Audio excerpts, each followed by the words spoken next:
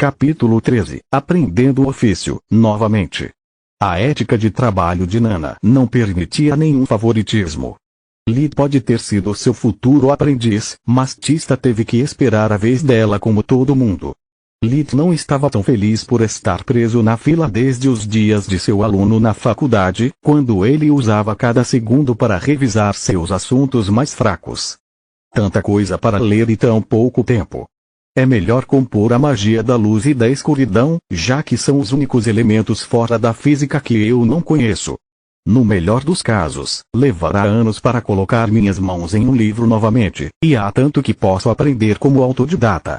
Quando chegou a vez deles, ele estudou cuidadosamente como o curandeiro realizava a mágica da luz Vinire Raditu.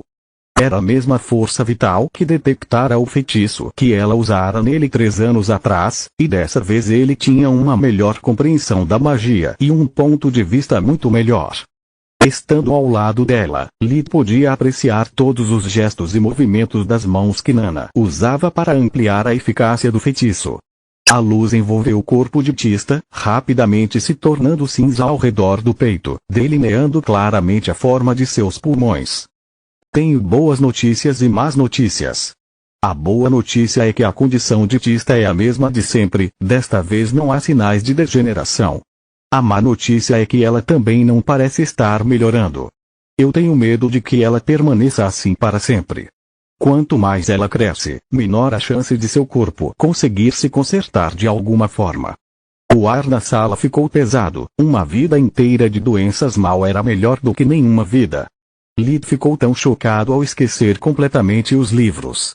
O mundo inteiro não significava nada para ele se ele não pudesse compartilhá-lo com as únicas 3 pessoas que ele amava e confiava. Eles saíram da casa de Nana em espírito baixo, voltando para casa sem dizer uma palavra.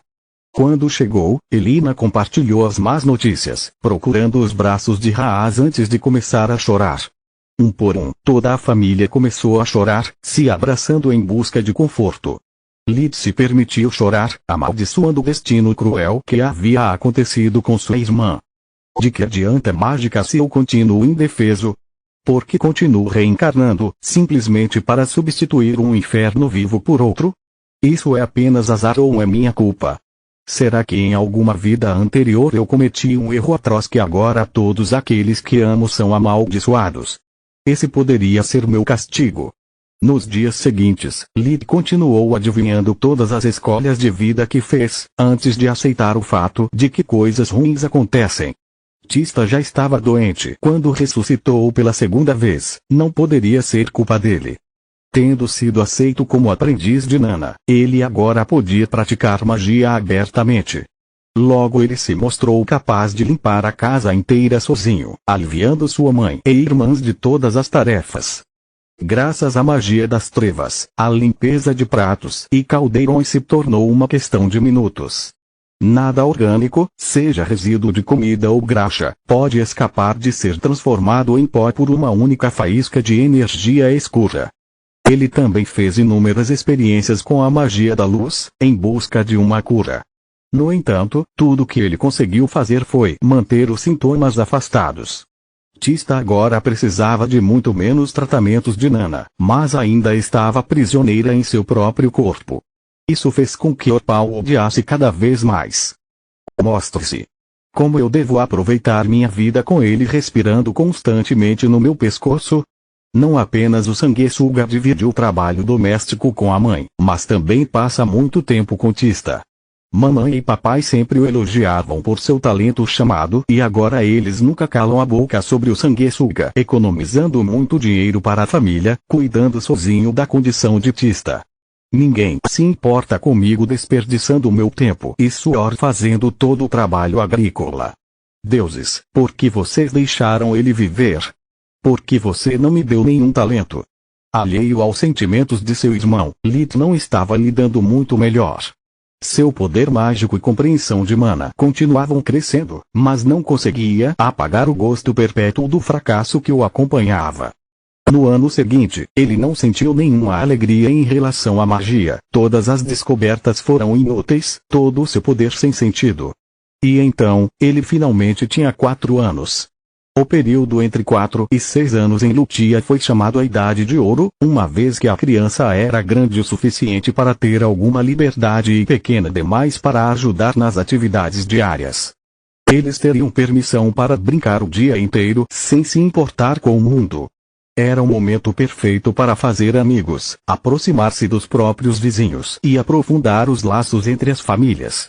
No dia do seu 4º aniversário, depois que ele terminou as tarefas, Elisa o apresentou a todos os vizinhos antes de voltar para casa. Ele deveria socializar e brincar, mas Lee tinha outros planos. Não havia nenhuma quantidade de fracassos ou luto que o fizessem esquecer por muito tempo a fome que o consumia desde que ele tinha apenas 5 meses de idade.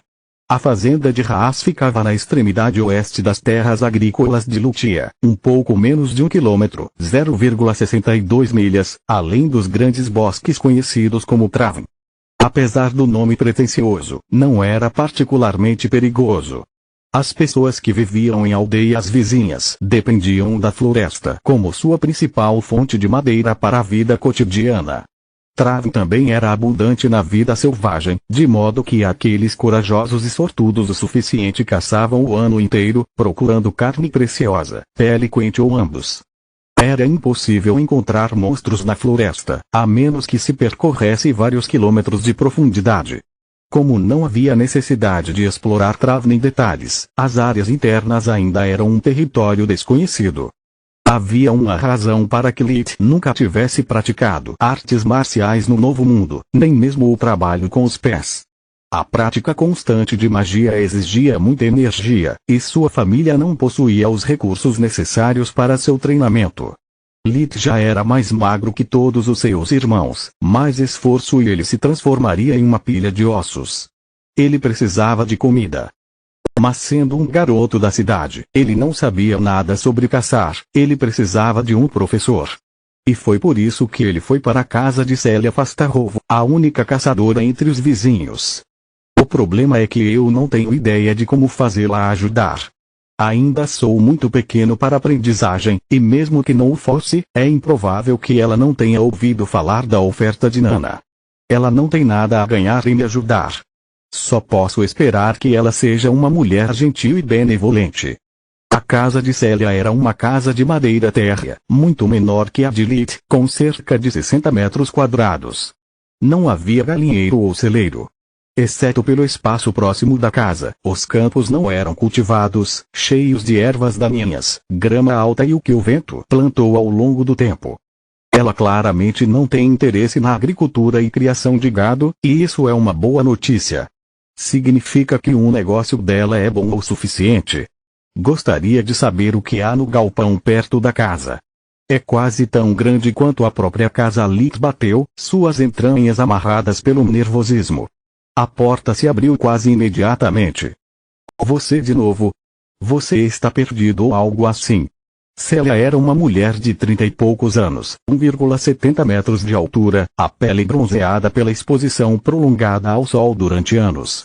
Seus cabelos pretos eram mantidos curtos, com um corte de cabelo idêntico aos padrões militares da terra. Ela poderia ter sido considerada muito fofa, mas o pequeno seio, associado aos olhos afiados e à atitude áspera, a deixava mais masculina do que a maioria dos agricultores. Ela usava uma jaqueta de couro por cima de uma camisa verde, calça verde cargo e botas marrons de caça com uma sola macia para limitar o barulho durante o movimento. Oi, senhorita Fastarovo, preciso de um favor. Poderia me ensinar como esfolar e estripar animais? Célia levantou uma sobrancelha. Por quê? Porque eu estou com fome. Não tendo nenhuma influência nela, Lee decidiu que a verdade era a melhor política. Estou com fome há tempo suficiente para esquecer como é estar cheio. Sei que posso caçar, mas também sei que, sem um manuseio adequado, a carne fica ruim e não é comestível. Não, você me entendeu errado. Quero dizer, porque devo ajudá-lo. O que há para mim? Agora ela estava tricotando as sobrancelhas.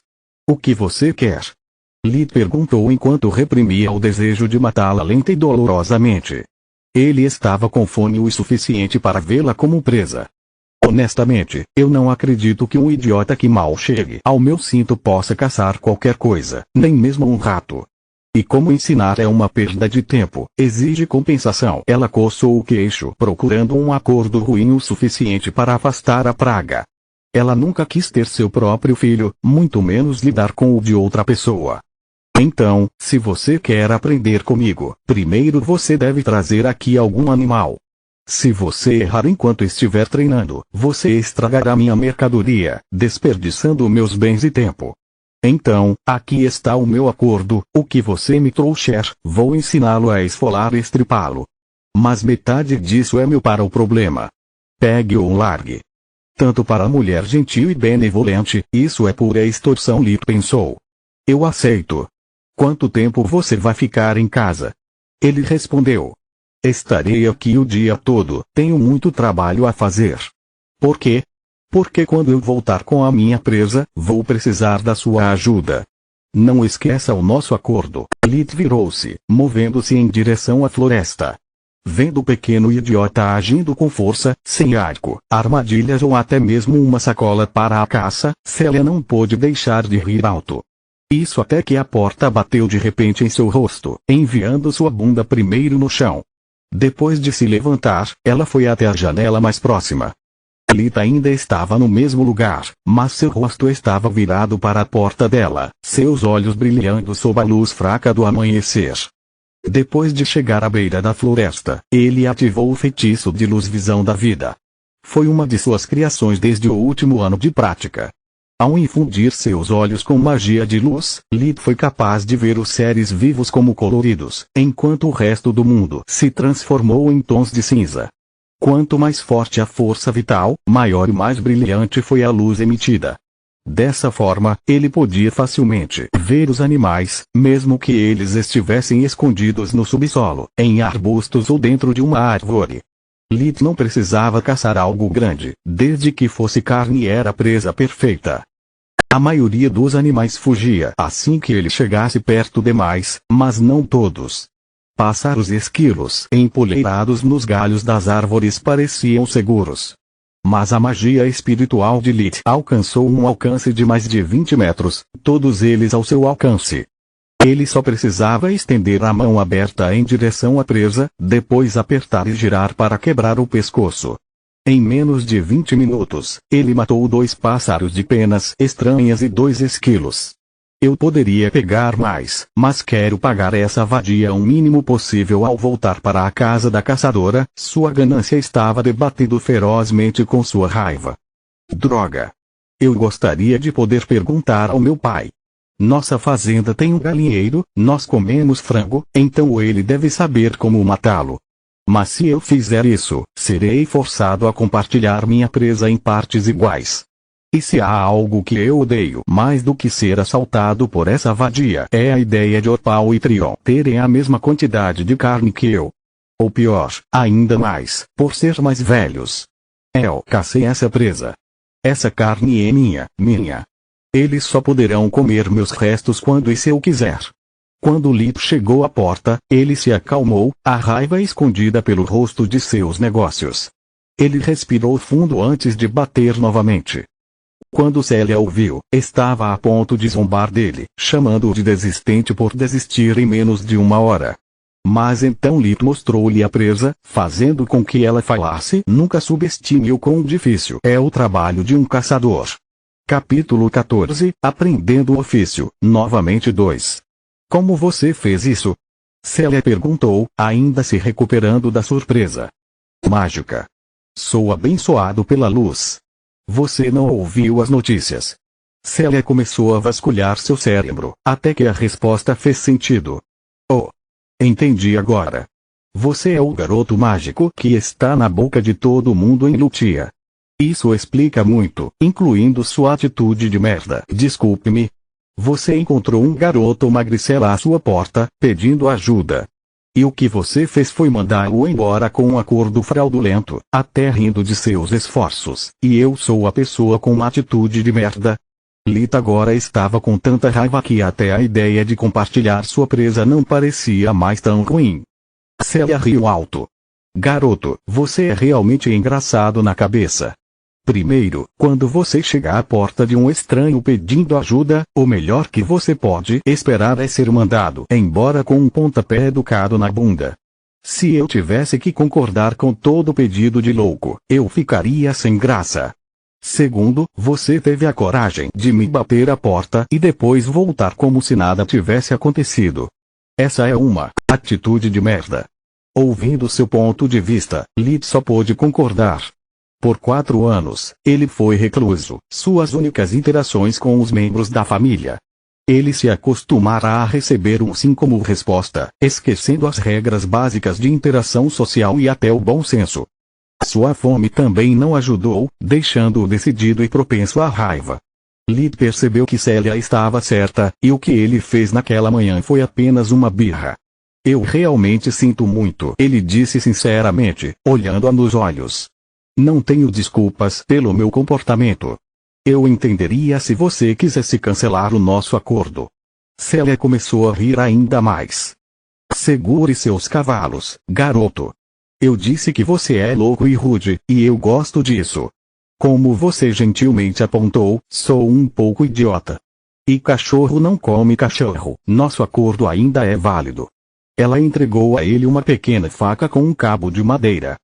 Regra número 1. Sangre a presa o mais rápido possível. Se o sangue começar a coagular, a carne será arruinada. Faça uma incisão profunda no pescoço e depois pendure-a de cabeça para baixo, para fazer o sangue escorrer. Ela apontou para um varal. Quando você não precisa do pelo, eu sempre corto a cabeça diretamente, agiliza as coisas. Lee largou a faca e conjurou água, fazendo-a cobrir toda a mão. Então ele congelou, transformando em uma lâmina afiada, cortando a cabeça dos pássaros, usando a faca apenas para os esquilos. Celia assobiou com aprovação. Bom truque. Você não tem medo de sangue, não é? Como já disse antes, estou com fome. Com fome demais para me importar com grandes olhos redondos ou um pelo quente, só os vejo como comida. Celia deu um polegar para ele. Essa é a atitude certa para um caçador. Então ela pegou os animais e os enforcou, pensando que o varal era alto demais para Lee alcançar. Lee não sentiu a necessidade de corrigi-la. Como estamos construindo um relacionamento de mestre-aprendiz e tudo isso, lembre-se de dizer por que vem a mim em vez de seu pai ou mãe. Eu não conheço sua família, mas isso é algo que qualquer agricultor sabe como fazer. Seria muito caro ter alguém matando seu gado. De fato, Lee concordou pensando em como responder. Ele a olhou diretamente nos olhos antes de perguntar. Só entre nós, segredo de mestre-aprendiz e toda essa baboseira? Celia assentiu, surpresa ao receber uma resposta real em vez de um comentário irritado. Tanto quanto me lembro, eu e meus irmãos nunca tivemos um bom relacionamento.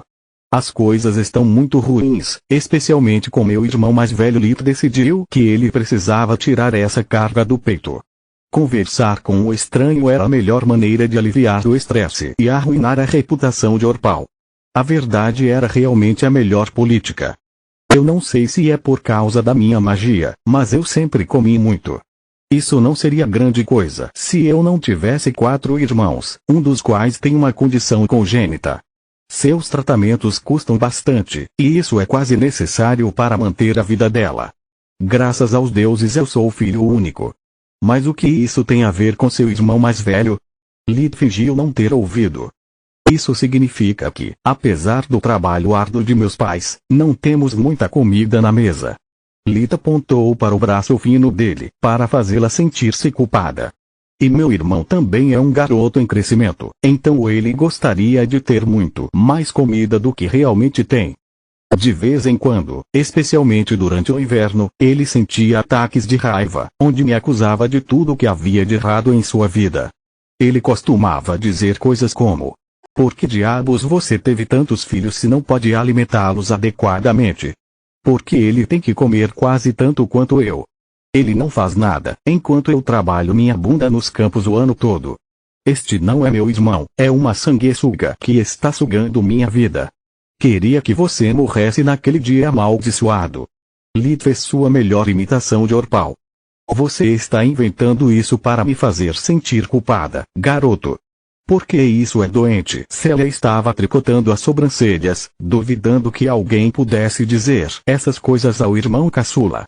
Lit balançou a cabeça, suspirando. Eu gostaria seu pai deu uma surra nele. Talvez isso possa ajudá-lo a recuperar o juízo. Lit balançou a cabeça novamente. Não. Isso começou quando eu ainda era muito pequeno, e mesmo quando meu pai recorreu à surra, isso só piorou as coisas. A tal ponto que agora eu durmo no quarto das meninas. Célia mordeu os lábios, para evitar fazer uma piada de sexo. Cedo demais para quê? Nada. Por favor, continue. Isso foi até um ano atrás. Então eu comecei a praticar magia, e logo eu era habilidoso o suficiente para fazer quase todas as tarefas domésticas sozinho. Às vezes eu também ajudo o gado.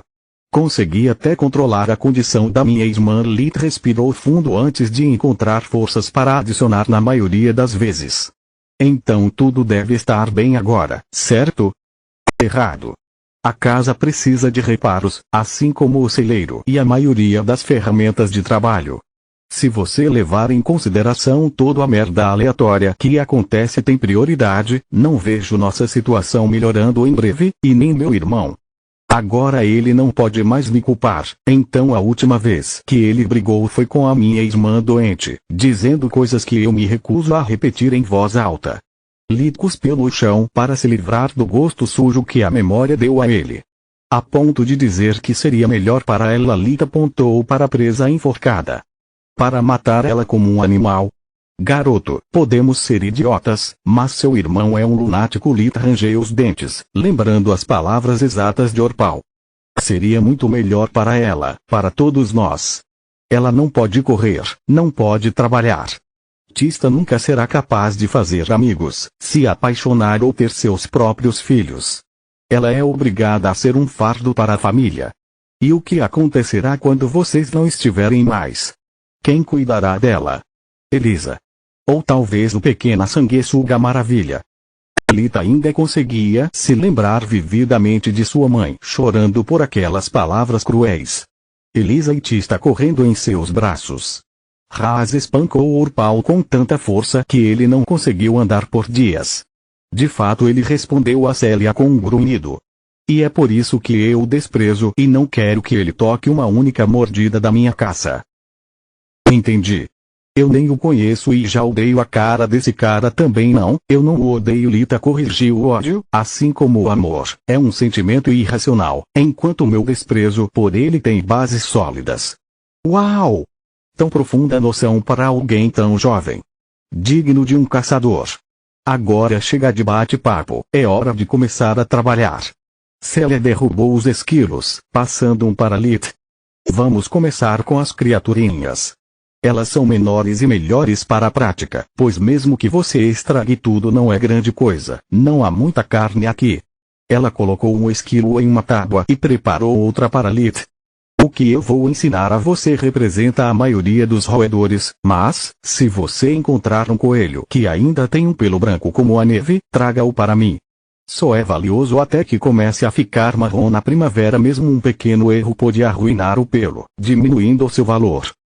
Célia entregou a faca curta novamente. Se você quer que eu te ensine adequadamente, vamos fazer as coisas do meu jeito. Use a faca, faça o que eu faço e siga minhas instruções. Lita assentiu em aprovação. Nas costas do esquilo, aperte a pele e corte-a perto da base do pescoço, para expor pelo menos metade dela. Agora use o dedo indicador e o dedo médio nas duas mãos para criar uma abertura depois de fazer o corte. Dedos para prender sob a pele e puxar uma mão para trás e a outra mão para a cabeça. Durante o processo, Lit notou que, além de repugnante, esfolar um esquilo era como tirar uma luva úmida e pegajosa. Depois disso, Célia mostrou a ele como remover a cabeça, as pernas e a cauda. Eu sei que é uma chatice, mas esse rabo espesso não é pelo, são todos os malditos pelos do corpo. Você ainda pode usá-lo para encher coisas, é muito quente e macio. Agora vem a parte complicada. Quando começarmos a estripar qualquer coisa, tenha cuidado ao fazer incisões. Se você abrir a bexiga ou o intestino, a carne é arruinada pela bile ou fezes. Não há como salvá-lo. Isso serve para todos os animais, então preste atenção, garoto. Estripar o esquilo era sangrento e horrível, mas Lee já podia sentir o cheiro da carne no fim do túnel, então ele mal sentiu algum desconforto. Quando terminaram, Célia colocou os 2 esquilos no espeto para assá-los na lareira. Enquanto esperamos o nosso lanche da manhã, mostrarei como escaldar um pássaro para depenar. Como o nome indica, a água não deve estar muito quente ou fria, apenas o suficiente para você mergulhar um dedo sem queimar, mas incapaz de segurar o dedo por mais de 1 segundo sem se queimar. Essa é a temperatura escaldante adequada. Célia pegou um grande caldeirão, posicionando sobre uma fogueira que sempre preparara nos fundos de sua casa. Pode ser um trabalho confuso, por isso é melhor fazê-lo fora sempre que possível. O cheiro da carne cozinhando por dentro estava deixando a boca de Lee com água, ele não podia se arriscar a queimar.